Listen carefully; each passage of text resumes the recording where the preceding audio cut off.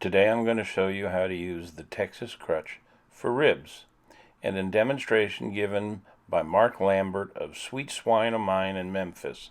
He makes great sauces and rubs and is one of the top barbecue cooks on the circuit.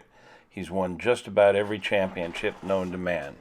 Here he's taking a slab of St. Louis cut ribs, which has been smoking for several hours, probably 2 or 3 hours already, and he lays it on a bed of brown sugar and liquid margarine. You can use butter, but the competition cooks like liquid margarine.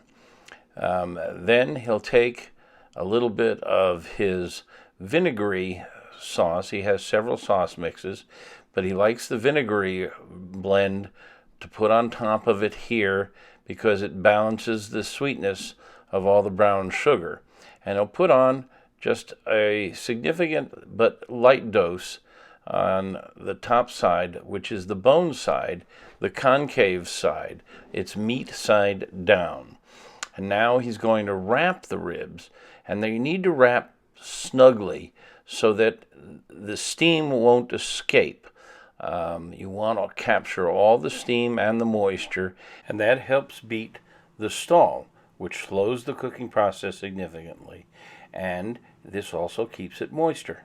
And for a finishing touch, he takes a citrusy soft drink and pours a few glugs of it, I don't know how much exactly, into the pouch. And he says it really significantly helps. All the tricks these guys use. Because remember, the judges are really only going to get 1 or 2 bites. Now this is quite a lot of effort to go to for a backyard cook, but when you're competing for $10,000 prizes, every little edge helps.